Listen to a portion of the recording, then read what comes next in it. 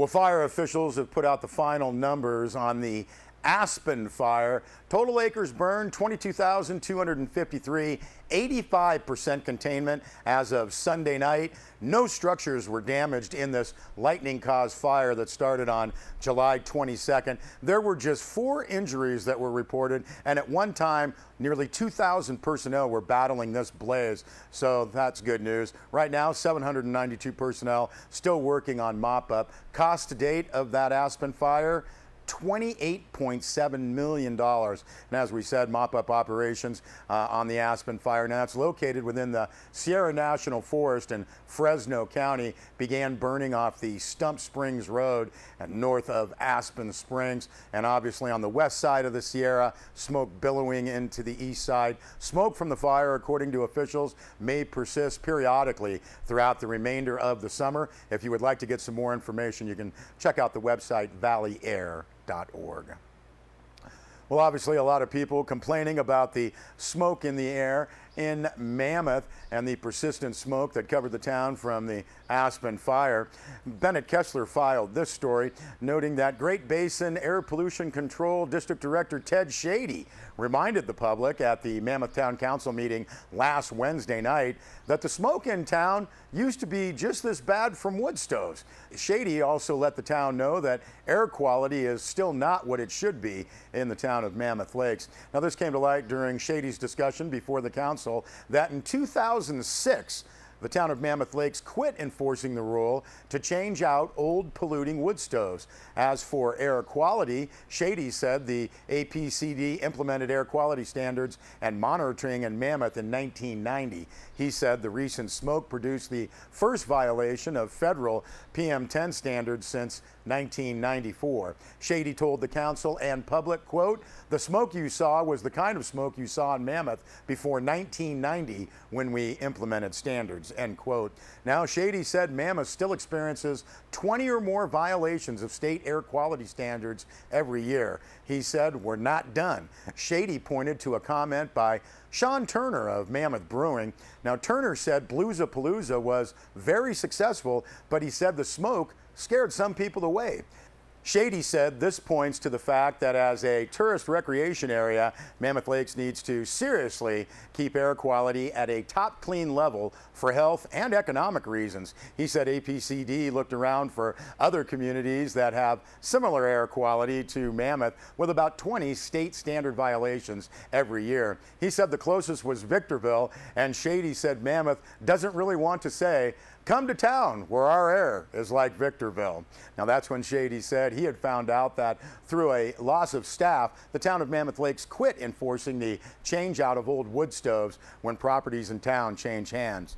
Shady volunteered one of his staff, Lisa Isaacs, to help the town. He said APCD can't really enforce town regulations, but will make grant funds available to the town when the money comes along. Well, Bennett Kessler also filed this report. A month ago, the Mammoth Community Water District and LADWP signed a settlement to DWP's legal attack on Mammoth Creek Water. Coming up on Wednesday, Water District Manager Pat Hayes will explain the deal to the Mammoth Planning and Economic Development Commission. Now, more than a year ago, LADWP sued Mammoth, claimed that LA, not Mammoth Water District, owns all rights to Mammoth Creek water. The state granted Mammoth water rights permits to the creek 60 years ago. Instead of a court fight, Mammoth Water District decided to settle, and it will cost more than $3.4 million plus legal fees.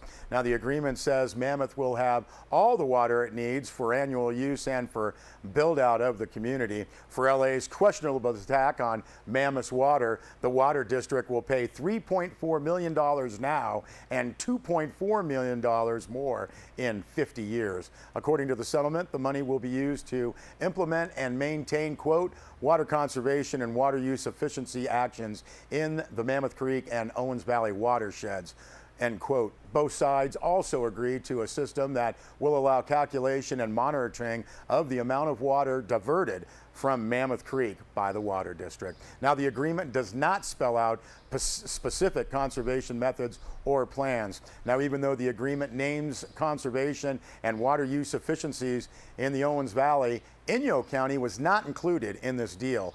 questions are expected from the members of the Planning Commission. Now, in other matters before the commission, Department Director Sandra Moberly will discuss proposed zoning code amendments related to signs, outdoor sales, and special events. And the commission will also hold a public hearing on matters related to a rooftop enclosure for Shiloh Inn and AT&T. The commission meeting was set for Tuesday afternoon, 2 o'clock, Suite Z of the town offices. Now, later that same day, the Mammoth Lakes Town Council will hold a special meeting. There is only one item on the agenda, a closed session to consider evaluation of the town manager. Now, that special meeting was scheduled to begin at 5:30 p.m. Wednesday in Suite Z. Well, the Eastern Sierra Tri-County Fair is coming up this Labor Day weekend, and it's time to get those entries ready. Getting information from the fair about this year's fair with the theme Sow It, Grow It, Show It. And the fair is Thursday, August 29th through Sunday, September 1st. And again, now is the time to start preparing your finest homegrown, homemade items to bring to the fair. You can download your free copy of the exhibitor guidebook, tricountyfair.com, and that'll give you all the information you need for your arts, crafts, photos, baked and preserved foods, fruits and veggies. This year there will be a chili contest as well as a cornbread contest. This year's official pie flavor, pumpkin. Now, the entry form deadline is this Saturday, August 17th. The exhibit office will be open 8 a.m. to 6 p.m. on that day only. However, you can bring your entry forms to the exhibit office in the livestock area at the fairgrounds coming up August 14th through the 17th, 10 a.m. to 5 p.m. daily. And again, download your free copy of the 2013 Tri-County Fair Exhibitor Guidebook at the website tricountyfair.com. And if you need more information, anything to do with the fair, hey, give a call to 760-873-3588. We'll be back with a weather report.